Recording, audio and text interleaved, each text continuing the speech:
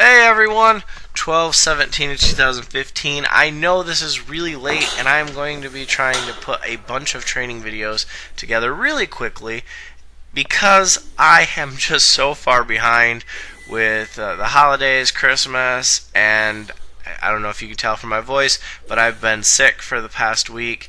So the good news about this training session is Glenn did go see his surgeon, had him check out his wound, and the surgeon gave him the okay to do all exercises, so squats, deadlifts, all of that kind of stuff. No restrictions anymore. So here he is doing overhead press for the first time in many months, and started him off kind of light. He did attempt 135 before this, but I think it was just a little bit too much trying to stay stable with the base. You can see here he's got the lower body locked in, and that's something that it comes with practice, and you really have to focus on that and keep your core tight. And since he's been unable to even flex his stomach and his core for the last 5-6 weeks, he hasn't got a lot of practice with it. So here I am with 175 pounds, just kind of trying to play around this workout. Not really doing anything with a program right now. This December was kind of just seeing what I could do, how many reps I could get, seeing if I could set any PRs. And this was the first workout after doing the 550-pound deadlift for me. So Glenn did another set here with 105, knocking out some reps pretty easy. And I have a really good feeling that he's going to come back fast. Granted, I'm recording this now 3 weeks later, but just how much he's improved in the short period of time, I think he's going to bounce back to full strength within 2 months max. I mean, yes, he had surgery, but he's not injured. He doesn't have anything that's holding him back, and his wound is actually stronger than it was pre-injury from all the research I've looked at. So 195, that was really slow on my part. Went for a second rep because, yes, it was slow, but it felt fairly easy.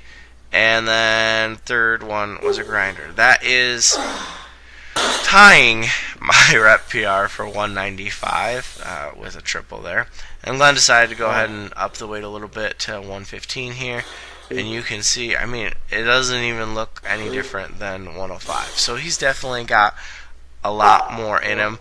But we're trying to keep the reps high, get some hypertrophy going for Glenn, especially because he has lost quite a bit of mass during his injury and his time off. There's a lot of bed rest and a lot of time period for all the muscles to atrophy. And this is something that I really was looking forward to.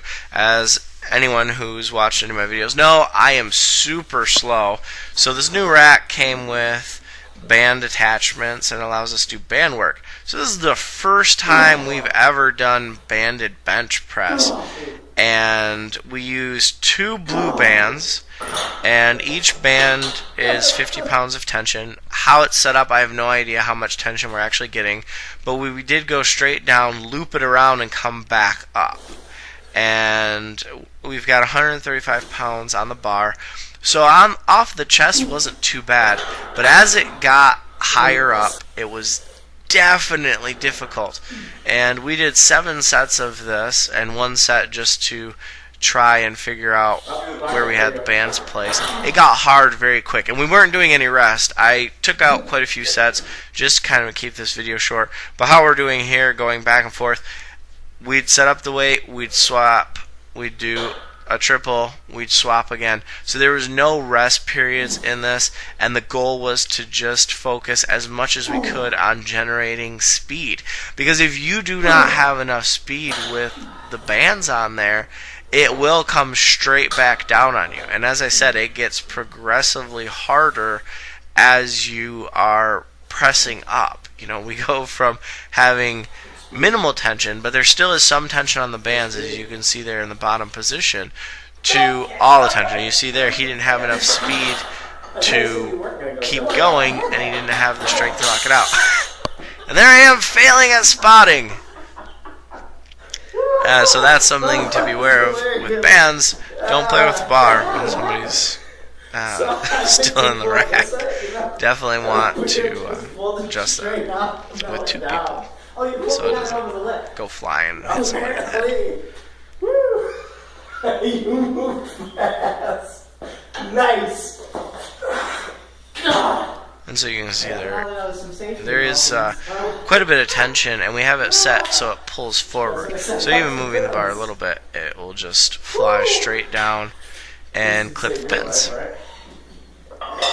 And we're adding the weight for me.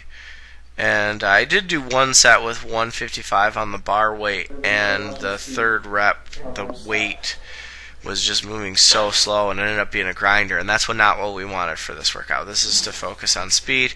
So for the 7th set, we decided to go as many reps as we could where the speed was still looking good. And I asked Glenn to just tell me, when you think I'm slowing down too much. And right there he said one more. And the last one, you can see there, I started slowing down at the end and had to struggle on that last little bit of lockout. So this is Glenn's first time doing squats. Did a little bit of warm-up, worked up to 225 here, and wanted to see how it feels. You can see there, everything looks good on the technique.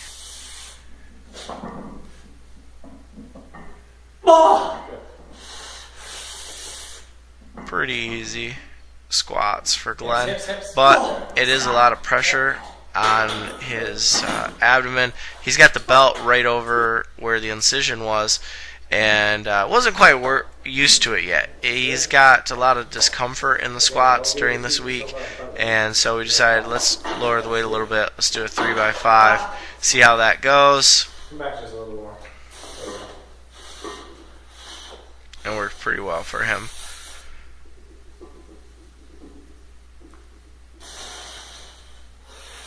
And again, you can look here, his knees are looking good, his feet are stable, his upper back is in a good position, he's not caving forward.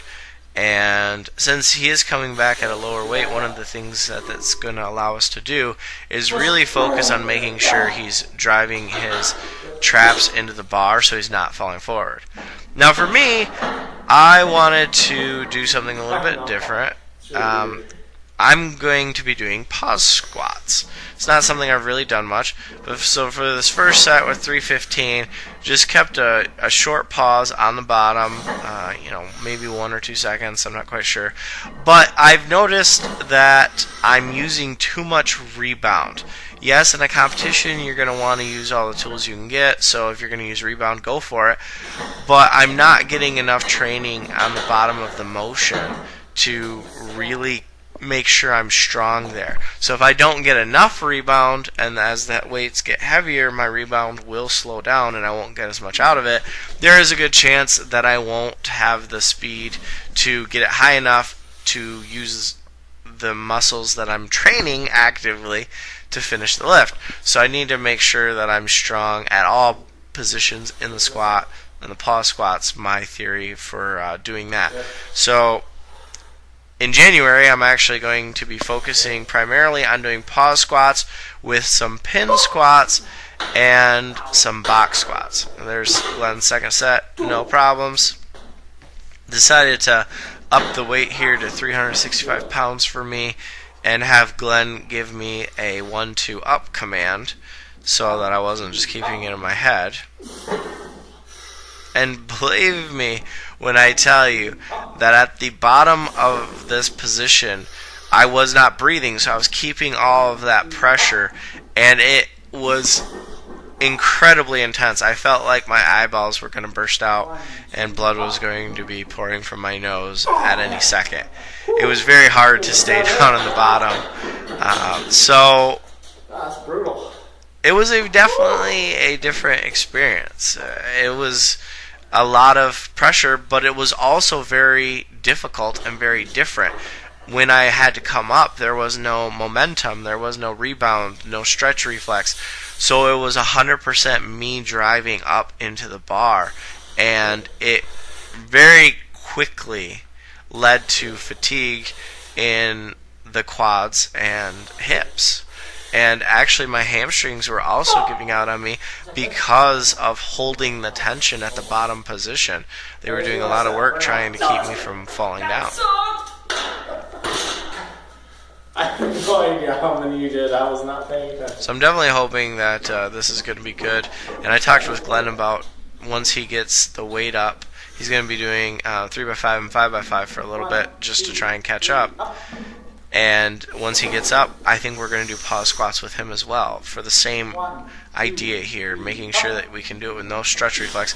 You can see now in this last set, I've switched it from a 1-2 up command to a 1-2-3 up command, adding a little bit more time under tension. And you can see there that third rep, nice and slow, and I was done. So definitely something that I'm going to need to work on. And this is the footage of a reverse hyper. As I said in my gym video, I bought into the hype here. This is something that is really supposed to be good for your lower back. It decompresses your lower back, and it also does a pumping action where it's pumping blood into your lower back the whole time. It is kind of difficult to get up on. I think I should have probably put it one peg down, which would actually be about 6 inches lower. But you can see here, I can't reach the pegs with my short little T-Rex arms. And Glenn was telling me, just jump up. Yeah, there's no way, especially with my belly. All I did was ram my belly into the bottom of the pad. So I just used the side of the rack there to get up. But you're pumping a lot of blood into the lower back region, which is going to remove buildup. It's going to bring nutrients to the area. And with the decompression as well, it's pumping blood in between the vertebrae. And since I do have a herniated disc, this just feels wonderful on here. And because it's all in the lower back here, and there is some hamstring work, you can see here I'm not going quite as high as I want to be, so that's something I got to work on. But you want to focus on keeping the form up. Now this I just left in here to show you guys how it actually felt in the conversation. I didn't realize I was still recording. Oh yeah, it feels right. Yeah, it feels good. That's what is so good about it. It pumps blood into your lower back and fixes what's wrong with it. It feels so good. That's weird. And like we were saying there, it feels so amazing. After doing squats, my back was a little bit fatigued trying to hold those pause squats. But it felt amazing. My back hasn't felt that good after doing squats in a long time. So it definitely does work as far as making your back feel good. We'll see if it adds to the lifting. And we started doing some pull downs, and then we did a bunch of bicep work. But unfortunately, I forgot to clear my video card on my camera, or my memory card rather, and ran out of space. So that cut off midway through this pull down set. And that's it. Alright, have a good one everyone.